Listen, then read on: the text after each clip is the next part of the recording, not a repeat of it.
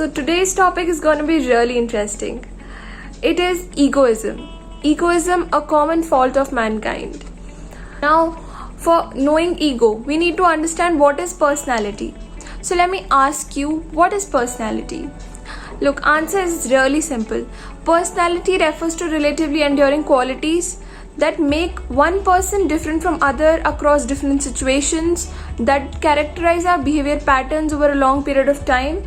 So that is personality. What makes me different from the other person, right?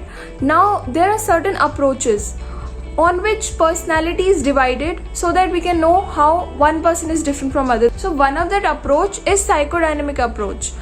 This was given by a very famous psychologist, Freud. According to Freud, he divided personality into 8: ego and superego. Now today's topic is ego. So, but I'll also tell you a brief about id and superego. Also, these three, id, ego and superego, these work on different principles and can cause conflicts. And yeah, one more thing to remember, that these are not any separate locations in brain, but their presence can be inferred from person's overt behavior and expression. Now I'll be telling you what is id. Basically, it is the child within us. It requires immediate satisfaction and it does not care about society norms and logic. It works on pleasure principle. Ego is basically the adult within us. It is the exactly opposite to id. It acts as a watchdog over its impulses and helps us delay gratification. Basically, ego channelizes our desires into socially acceptable manner. And it works on reality principle. Now comes superego. It is the conscience or moral norms governed by the society.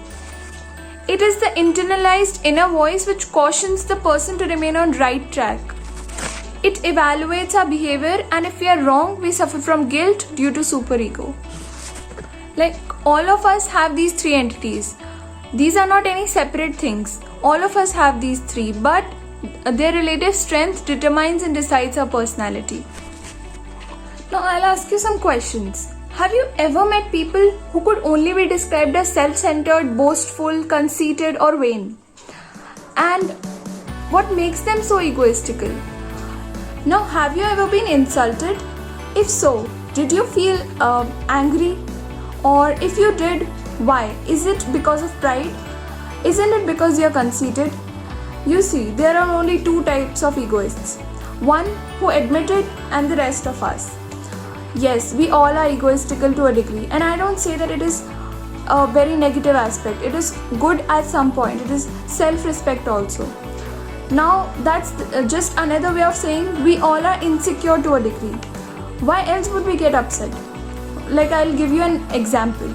If I were to call a 270 IB professional wrestler a skinny weakling, do you think he would feel hurt? Of course not. He realizes that my words will not change his size and strength, so he would probably just smile at my ridiculous statement. So egoism then is a mask that we wear to hide our faults, our weaknesses that we believe that we have. The foundation of egoism is delusion that we are different, the delusion that some of us are better than others. But our mask will fall aside of its own accord once we realize that we all are same. We all share the same fears, hopes and dreams. Once we understand that there is nothing to fear, nothing to get upset about. We must take care not to become trapped in the imaginary world of superiority and inferiority. There is much more than peace of mind at stake. Much of the harm that is done to the world is done by people who just want to feel that they are superior. Look, if you really wish to be a critic of egoism, be the critic of your own, never of others. After all, you can never know the heart of another person. That person we think is aloof may be shy. The person we think is boastful may be enthusiastic. It is very easy to misjudge others. The only heart you can be sure of is of your own. Finally, let's stop talking about ourselves, for it will be done anyway after we leave. Let's remember the words of a very famous Scottish philosopher, Thomas Cyril. He said, "Egoism is the source and summary of all faults and mysteries."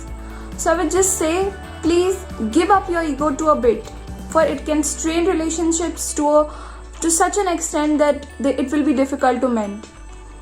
That's all for today. Hope you all enjoyed my video, and if you did, please like, share, subscribe and comment, and don't forget to press the bell icon to get more of such interesting videos. Till then, have a great time. Thanks for watching. Bye.